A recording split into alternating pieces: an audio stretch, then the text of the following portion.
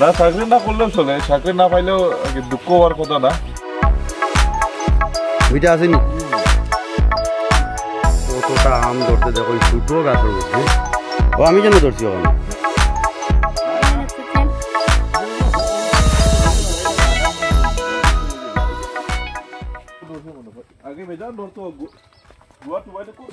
Hello guys, welcome to বিটি বোরাকে স্বাগত জানাচ্ছি আমি শাহ। আশা করি আপনারা সবাই ভালো আছেন আর ভালো থাকবেন না কেন, যেহেতু আমি আপনাদের সাথে আছি। আর আজকে এমন একটা ব্লগ নিয়ে উপস্থিত হয়েছি আপনাদের সাথে শেয়ার করব, যে ব্লগটা শিক্ষিত বেকার যুবক যুবতী যারা রয়েছেন, যারা চাকরির জন্য হন্য হয়ে ঘুরছেন, তাদের জন্য আজকের এই ব্লগ। আপনারা ব্লগটি পুরো দেখবেন এবং আমি আশা করছি আপনারা নিশ্চয়ই উপকৃত হবেন। আর যদি ব্লগটি ভালো লাগে অবশ্যই লাইক, শেয়ার, কমেন্ট এবং যদি পেজে নতুন হয়ে থাকেন ফলো দিয়ে পাশে থাকবেন।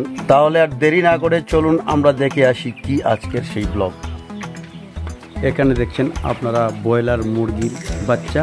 এই বাচ্চাগুলো দুদিনের বাচ্চা আর অত্যন্ত চটপটা, কিন্তু আমি পরে বিস্তারিত আপনাদেরকে বলবো। এখানে 1500 বাচ্চা একসাথে আছে। এখানে কতটা বাচ্চা রে?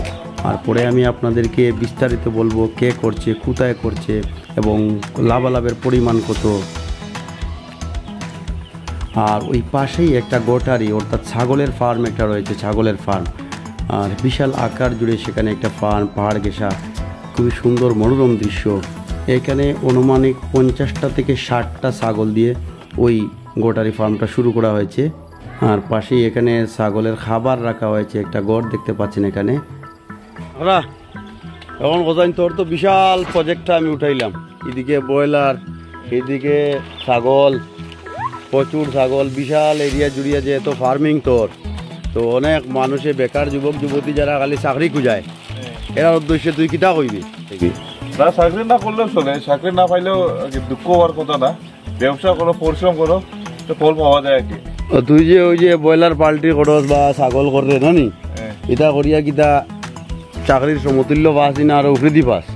না আমি কম্পেয়ার করতে চাকরি থেকে ব্যবসা বালা না নি, ইনকামটা বেশি আর কি। তো একটু হার্ড ওয়ার্ক করতে লাগে। তো দর্শক যারে সামনে দেখ রায় হে একজন শিক্ষিত বেকার, কিন্তু চাকরির ভাই না চাইয়া আজকে শেরওয়ারতল গ্রামও প্রচুর বিশাল বিশাল একটা ফার্ম হে করছে, যে চাকরির কথা তার মনেও পড়ে না যে চাকরি নাই আমার। তার মানে আছে ছাগলের ফার্ম, আমি দেখাইছি একটু আগে। আর এখানেও ব্রয়লার মুরগির ফার্ম, এখানেও আছে 1500 বাচ্চা। এইরকমের 1500 করিয়া তার এই গ্রামের মধ্যে 4-5টার মতো ফার্ম আছে। 1500 মানে অ্যাপ্রক্সিমেট 4000-5000 মতো মুরগি আছে তার। তো 2 মাসে তার বেচ বাইর হয়, প্রত্যেক 2 মাস পরে 3 কেজি বানাইয়া বাইরে করে। তো একর না আসল আইডিয়াটা কত প্রফিট? আমার মনে হয় 2 লাখ 3 লাখের উপরে আইব মান্থলি তার প্রফিট, এই যে ছাগল টাগল সব লইয়া। তো আমরা যারা শিক্ষিত বেকার তারা অবশ্যই মাগরার কাছ থেকে শিক্ষা নিতে লাগে, যে চাকরির দিকে না চাইয়া সবে কাজে মনোযোগ দিলে চাকরি কিচ্ছু না, এমনিতেই পরিবার প্রতিপালন করা যায়। এটা আমরা মাকড়ার প্রজেক্ট দেখিয়ে বুঝতে পারছি যে মাকড়া আজকে যে নতুন স্টার্ট এরকম নাই, এই লইয়া 3-4 বছর হইয়া ছাড়ছে তার ব্যবসার, একদম পিছন ফিরিয়ে তাকান না। তো আপনারাও যারা শিক্ষিত বেকার আপনারা চাইলে এরকম করতে পারবা। আর মাকড়া সবসময় রেডি আছে সাজেশন দিতে, আপনারা সহযোগিতা করতে। যদি তারা ইয়ে করেন ডাক দেন, হে সহযোগিতা করবো। তার ফোন নম্বরটাও আমি দিয়া দিব আপনারা স্ক্রিনের মধ্যে, যদি লাগে তার পরামর্শ নিতে পারবা কীরকম কিতা করতা। আমরা এবারে তার অন্য একটা ফার্ম দেখে আসবো, সেখানে সে কতটা বাচ্চা দিয়ে পাল্ট্রি ব্যবসা শুরু করেছে, তাকে নিয়ে ছুটবো তার অন্য ফার্মে। ওই যে দেখতে পাচ্ছেন তার অন্য একটা ফার্মে আমরা ছুটে এসেছি। এখানে প্রায় 1600 বাচ্চা রয়েছে মুরগির, যাদের পরিমাণ 1 কেজি বা 800-900 গ্রাম হবে, এরকমের 1600 মুরগি সে তৈরি করছে। আর ধরুন 40 দিন বা 45 দিন পরেই সেগুলো কিন্তু 3 কিলো অতিক্রম করে ফেলবে, আর তখনই বিক্রি করে দেবে সে। তার ওই ফার্মের বাইরের দৃশ্য, বাইরে থেকে আমি তার ফার্মটা ক্যাপচার করেছি আপনাদেরকে দেখানোর জন্য। একেবারে পাহাড় ঘেঁষা ওই মুরগির ফার্ম, মুরগি পালনের জন্য একেবারে উপযোগী একটা জায়গা বলবো ওই জায়গাটা। কারণ এখানে মানুষের আনাগোনা নেই, মানুষের আনাগোনা থাকলে বেশি মুরগির মধ্যে জার্মস ঢুকে যায় বা বিভিন্ন ডিজিজ আক্রমণ করে। কিন্তু এখানে একেবারে নির্জন নিরাপদ পাহাড় ঘেঁষা একটা জায়গায় সেই মাকড়া, যার নাম বলছি সে আসলে তার ভালো পুরো নামটা হচ্ছে প্রীতেন্দু বর্মন, আর এমনিতে তার পরিচিত নাম যেটা সেটা মাকড়া এবং আমার বন্ধু।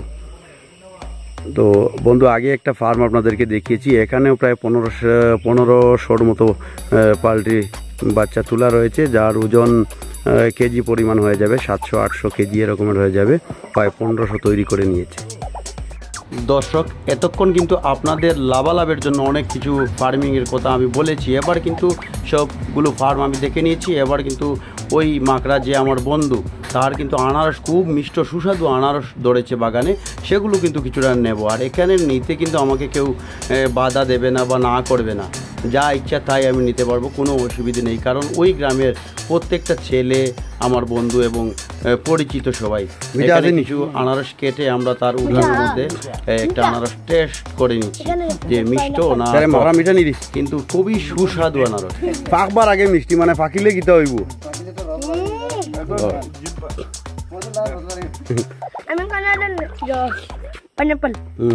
অত বেশি মিষ্টি বা অত খাসা আনারস যদি মিষ্টি পাকিলে মানে আর এটা পুরা অর্গানিক না নি, সার কিছু মিলা নাই। এখানে কাটেছি আনারস অরেঞ্জ না পাইনাপল। আর ওই দেখুন একটা ছোটো গাছও কতটা আম ধরছে দেখুন ছোটো গাছের মধ্যে। হঠাৎ করে আমার চোখও পড়লো যে একদম ছোটো গাছ, দেখুন বড় গাছ না, ওই যে মাটির থেকে 1 ফুট 2-3 ফুট হইব। আর আমগুলা ধরছে দেখুন। তো বিশেষ করে এখানে আইলে শেওড়াতে লাইলে যেহেতু প্রায় ছেলেরা আমার সঙ্গের বন্ধু সব, যা ইচ্ছা তা নিতে পারে, কোনো অসুবিধা নাই। ওই যে আর পাড়িয়ে নয় বলে বলা আরেকটা ফাড়িলাম। এটা খাসাই তো মিঠা হইব না নি। এই যে এই দেখাস না, ও নিচে ধরলে গুছাইতো না। ও আমি যেন ধরছি ওখানে। बोलो क्या बोलना है। इतना बड़ा लिया सरा दाओ मुका और ये पाइनएप्पल पाइनएप्पल ये देखो बड़ा है और दुईटा ये बड़ा है बहुत बड़ा है ও ওনটাকে যদি উঠে লাগাই না আগাম বছর হই আগামী চলে যাব।